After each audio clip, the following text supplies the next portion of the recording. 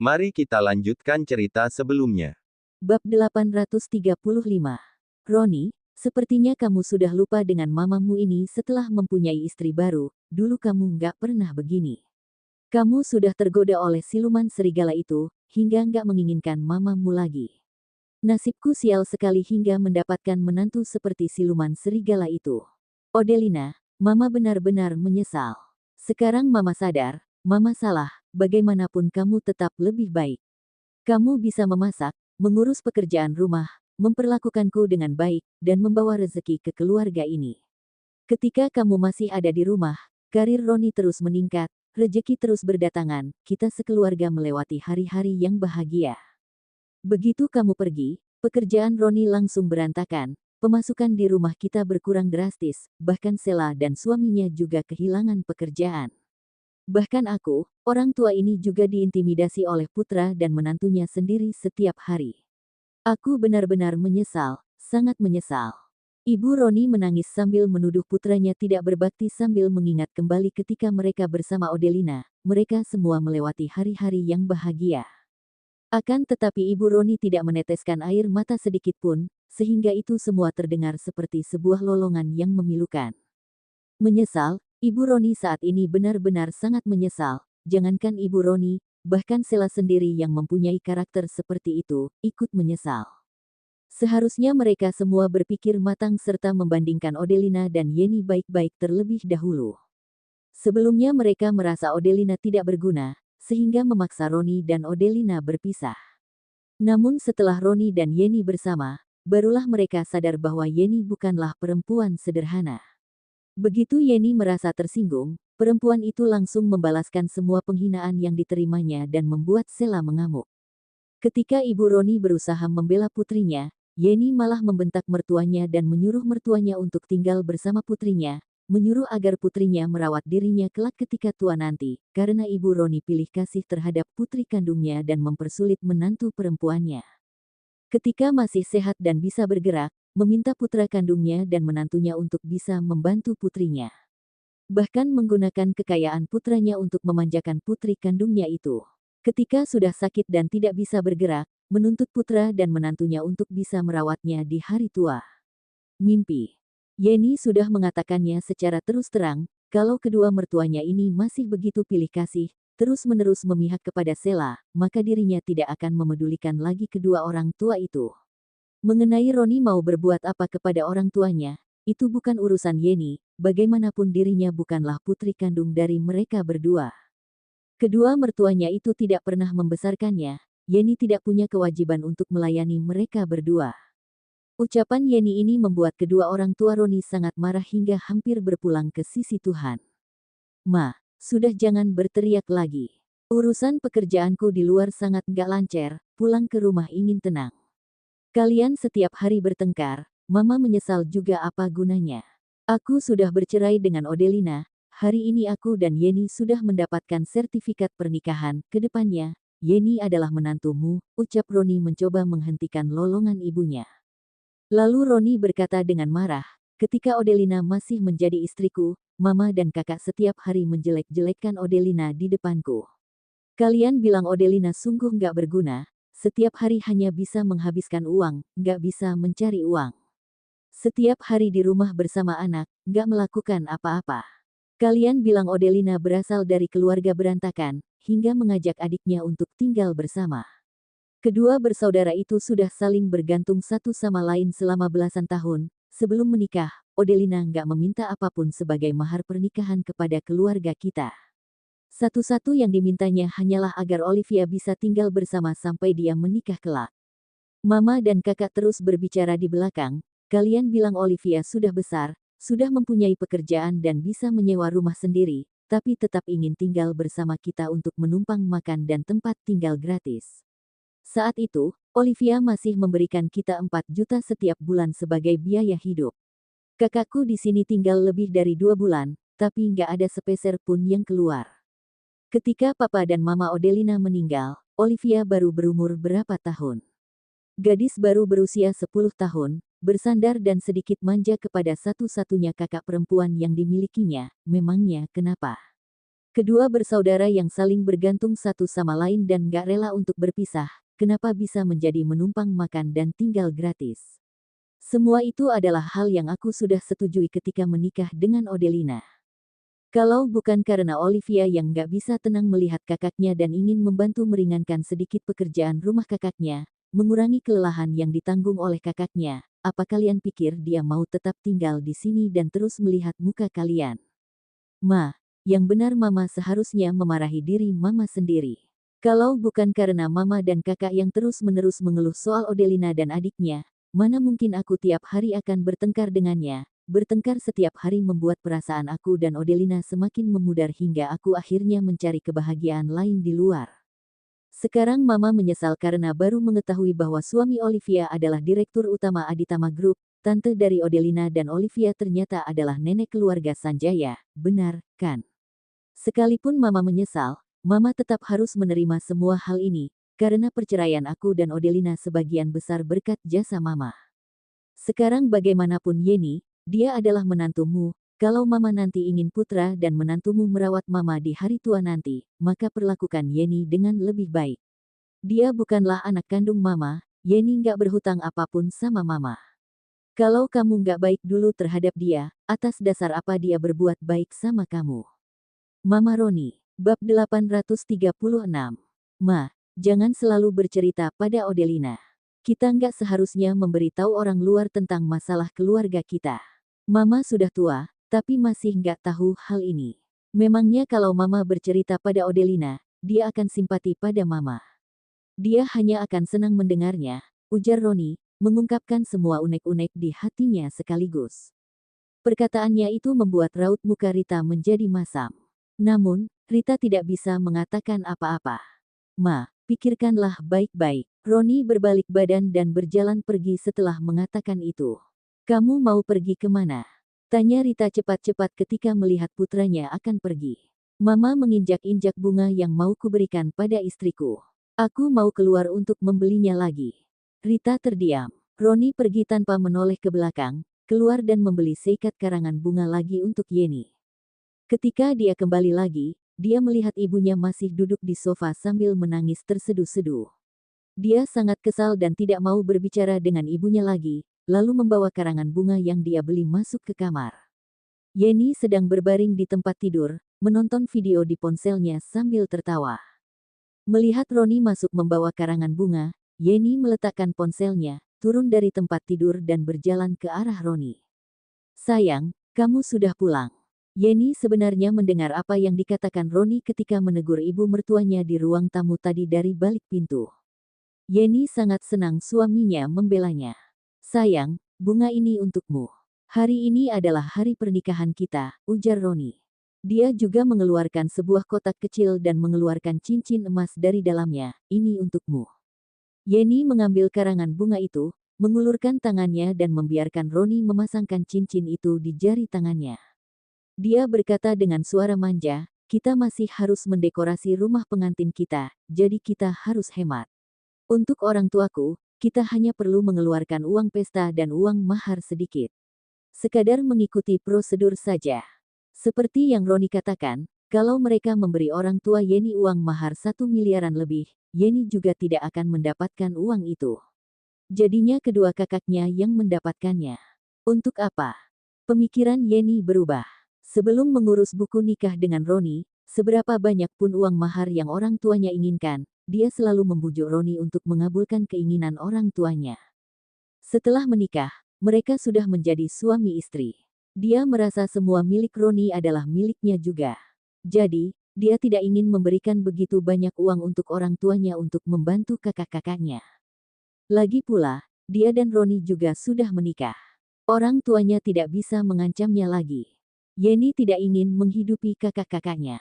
Dia merasa sebagai seorang wanita yang sudah menikah, dia harus menjalani hidup yang baik dan berkecukupan terlebih dahulu. Kalau dia kaya dan kakak-kakaknya kesusahan, dia terkadang bisa membantu mereka.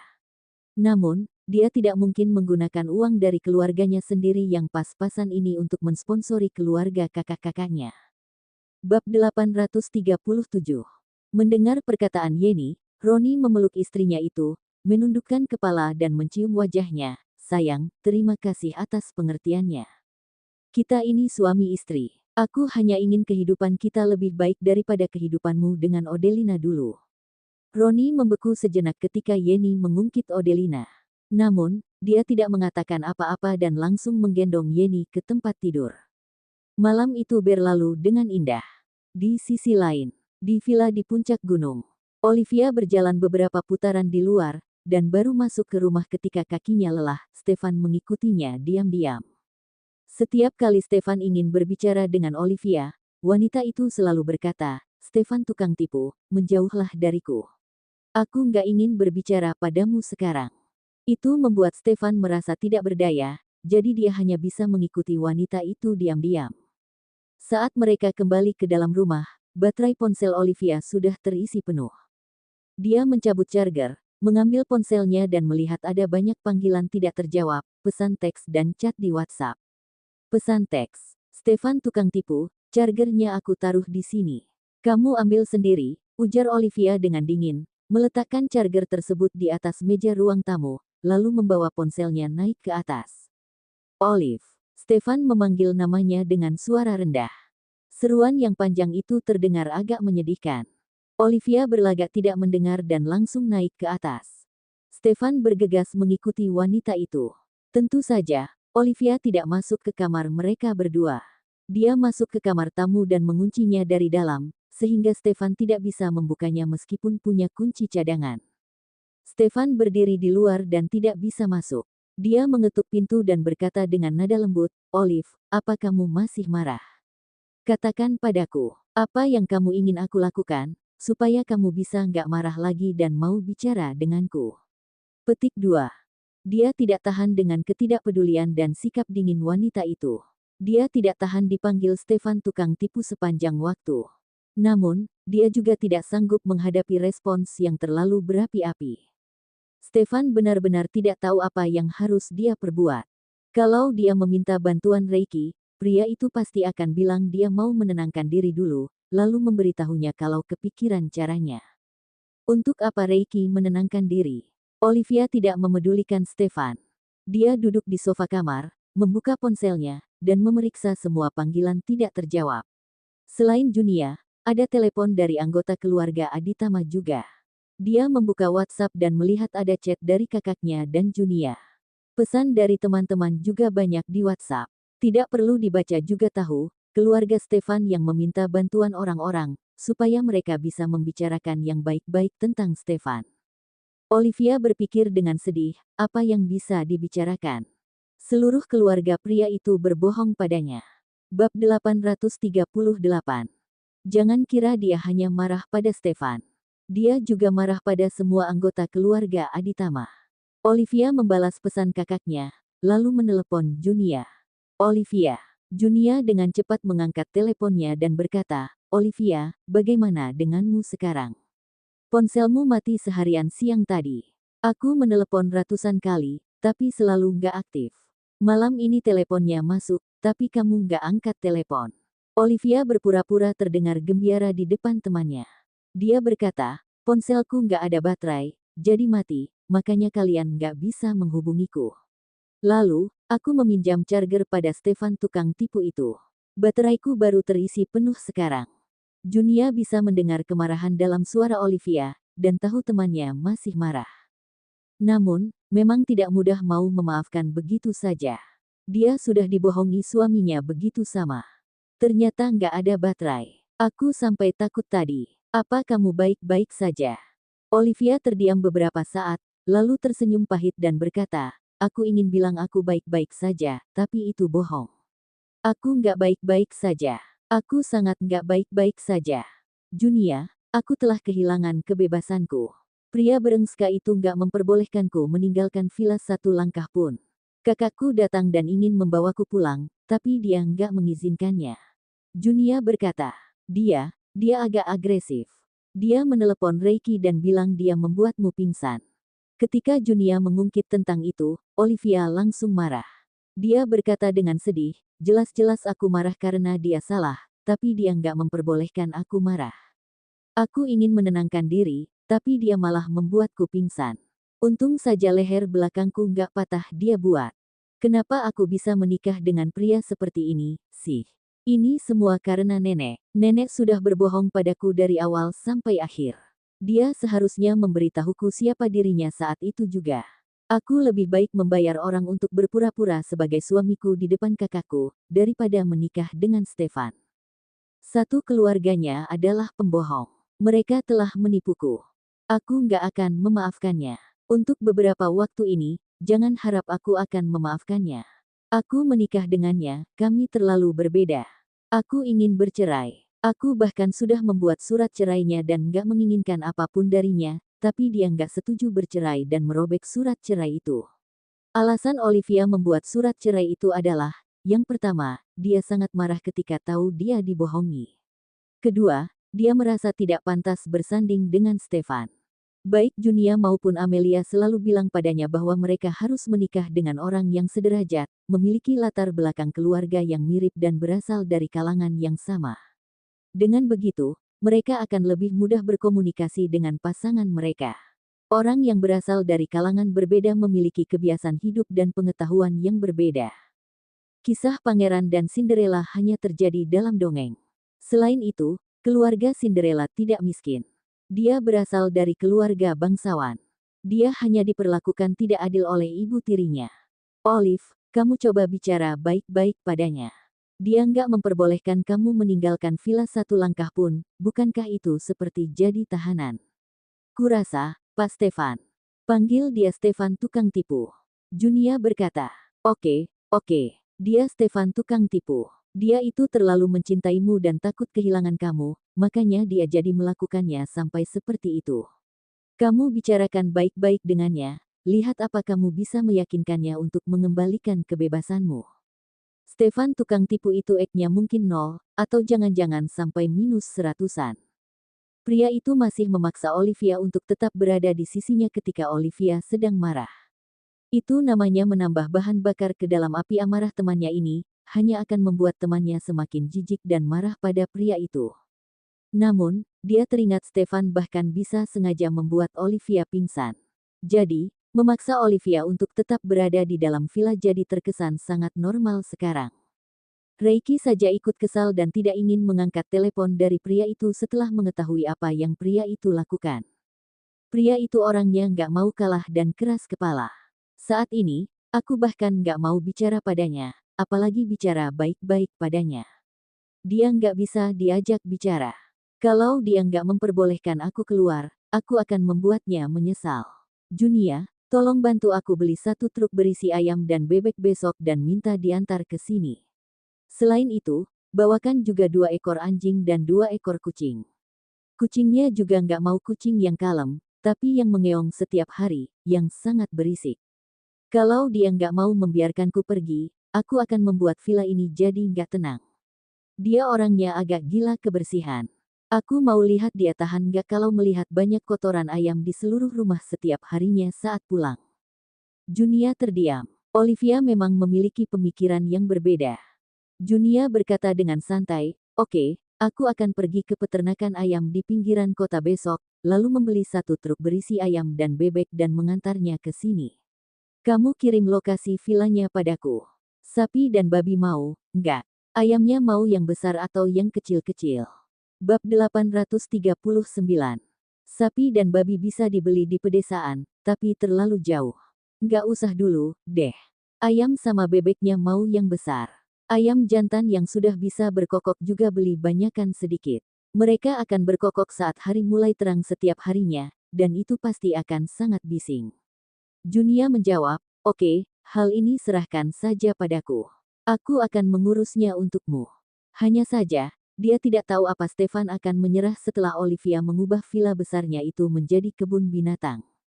Tapi, Olive, apa Pak Stefan? Stefan tukang tipu akan menyerah. Lagi pula, dia pasti masih punya villa lain. Apa jangan-jangan dia akan memindahkanmu ke villa yang lain? Olivia terdiam sejenak, lalu berkata, aku juga nggak tahu dia akan bereaksi seperti apa. Yang jelas, kalau dia nggak mau membiarkan aku hidup tenang, aku juga nggak akan membiarkannya tenang. Rasanya kalian berdua seperti musuh sekarang. Olivia tersenyum pahit dan tidak menjawab. Aku sudah bilang ke Reiki, memintanya untuk membujuk Pak Stefan. Tapi, Reiki malah bilang padaku untuk membujukmu. Dia bilang Pak Stefan membohongimu seperti itu karena ada alasannya. Salah sendiri kenapa dia harus menjadi tuan muda keluarga Aditama, keluarga terkaya di Mambera.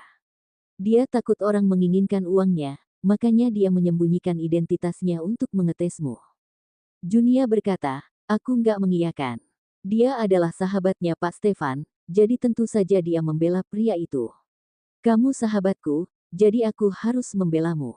Setelah diam sejenak, Olivia berkata, kalau dia hanya menyembunyikan identitasnya di awal, aku bisa mengerti. Tapi, dia masih terus membohongiku setelah kami punya perasaan pada satu sama lain dan setelah kami berhubungan seperti layaknya suami istri. Itu yang membuatku marah. Aku bahkan gak berani percaya dengan perasaannya padaku. Siapa yang tahu, jangan-jangan dia juga sedang membohongiku. Gak ada sepatah kata pun yang keluar dari mulutnya itu benar. Mulutnya itu mesin pembohong. Selain itu, ini juga menyangkut masalahnya dengan Amelia. Kalau Amelia tahu aku dan pria itu adalah suami istri, dia akan berpikir apa tentangku. Junia berkata, dia nggak bisa menyalahkanmu tentang hal ini. Kamu juga nggak tahu identitasnya. Amelia juga pernah membicarakan Tuan Muda Aditama di depan kita, tapi nggak pernah menyebut nama Stefan. Mana kita tahu kalau pria yang dia sukai itu ternyata Stefanmu. Dia menghela nafas. Kalau Amelia mengetahui semua ini setelah kembali nanti aku juga nggak bisa menebak dia akan bereaksi seperti apa. Olive, untung saja kamu dan Amelia itu sepupu. Setidaknya mungkin akan lebih baik kalau kalian bersaudara. Olivia ingin bilang, saudara kandung saja bisa menjadi musuh, apalagi yang hanya sepupu. Namun, dia merasa Amelia tidak akan memusuhinya hanya karena hal ini. Bagaimanapun juga, mereka berdua yang tertipu oleh pria itu. Aku juga belum bisa mempertimbangkan hal itu sekarang. Yang aku pikirkan adalah, kapan aku bisa meninggalkan tempat ini. Junia sangat bersimpati pada sahabatnya itu. Dia tidak setuju dengan cara Stefan dalam menyelesaikan masalah percintaan ini, bahkan Reiki sendiri juga menganggap cara yang digunakan pria itu salah. Namun, pria itu tidak mau mendengarkan saran siapapun saat ini. Pria itu pikir, selama dia menahan Olivia di sisinya, Olivia akan selalu menjadi istrinya dan tidak akan pernah meninggalkannya. Pria itu berani berbohong pada Olivia untuk waktu yang begitu lama, tetapi dia tidak memiliki keberanian untuk menghadapi konsekuensinya. Citra pria yang dikenal sebagai pria terbaik di Mambera itu sudah hancur di mata Junia. Ternyata, sebaik apapun seseorang terlihat dari luar, pasti ada kekurangannya. Tuk, tuk, terdengar ketukan lagi di pintu. Olive, kamu gak punya pakaian ganti di kamarmu. Aku akan membawanya ke sini untukmu. Buka pintunya dan ambil, oke. Atau, buka pintunya, biarkan aku masuk dan membawakannya untukmu, kata-kata Stefan terdengar dari balik pintu. Olivia berkata kepada temannya, Junia, kita bicara lain kali lagi. Si pembohong itu terus mengetuk pintu, aku akan keluar dan melihatnya. Oke. Setelah menutup telepon dengan temannya, Olivia bangkit dari sofa dengan ekspresi dingin di wajah cantiknya, lalu pergi membuka pintu. Bab 840, sayang. Begitu pintunya dibuka, Olivia langsung melihat wajah tampan Stefan. Pria itu langsung tersenyum dan memasang muka membujuk. Namun, karena ekspresi di wajah pria itu biasanya selalu dingin dan serius, dan jarang tersenyum, Olivia jadi merasa senyuman itu terlalu palsu. Sayang, aku membawakan kamu baju ganti. Stefan menyerahkan 2 setel pakaian dengan kedua tangannya, 1 setel baju tidur dan 1 lagi untuk Olivia pakai besok. Mau aku bawakan masuk? Olivia tidak memperbolehkan pria itu masuk ke kamar. Setelah mengambil pakaiannya, dia melangkah mundur, menutup pintunya lagi dan menguncinya dari dalam. Stefan terdiam. Dia tidak pergi, terus berdiri di pintu seperti penjaga. Pada saat yang sama, dia menghitung waktu dalam hati. Dia yakin Olivia akan membuka pintu dan menemuinya lagi. Benar saja, tidak sampai 2 menit kemudian, dia mendengar suara kunci dibuka di dalam. Dia segera berdiri tegap, dan senyuman seketika kembali muncul di wajah tampannya. Saat Olivia membuka pintu, dia tersenyum dan berseru pelan, sayang, apalagi yang kamu butuhkan. Katakan saja, aku akan melayanimu malam ini. Bajuku kurang 2. Lalu, masih ada barang-barang keperluan sehari-hari lainnya. Ambilkan untukku. Stefan dengan cepat menjawab, oke, tunggu sebentar. Aku akan segera mengambilkannya untukmu. Kemudian, dia berbalik badan dan berlari pergi. Setelah beberapa saat, dia kembali ke hadapan Olivia dan menyerahkan sebuah tas berisi barang-barang kebutuhan sehari-hari wanita itu. Sayang, coba lihat. Ada yang kurang, enggak? Kalau ada yang kurang, kasih tahu aku. Aku akan segera mengambilkannya untukmu. Olivia memeriksa isi tas itu dengan santai dan merasa semua barang kebutuhan sehari-harinya sudah ada di dalam. Dia pun melangkah mundur lagi dan bersiap untuk menutup pintu. Sayang. Stefan menyelipkan satu kaki dan memblokir pintu dengan tubuhnya untuk mencegah Olivia menutup pintu. Dia menggosok-gosok kedua tangannya dan berkata, sayang, beberapa hari ini suhunya turun dan cuacanya dingin sekali. Kamar ini nggak ada penghangatnya. Kamu pasti kedinginan kalau tidur sendirian. Aku punya satu fungsi yang sangat bagus di sini, yaitu membuatmu tetap hangat. Aku janji, aku nggak akan ngapa-ngapain. Aku hanya akan menghangatkanmu. Olivia tertawa kesal. Pria ini ternyata juga bisa bermuka tebal seperti ini. Sayang, biarkan aku si penghangat ini masuk. Soalnya, kamarnya besar sekali. Kalaupun kamu menutup pintu dan jendela, masih akan terasa dingin. Ini saatnya aku digunakan.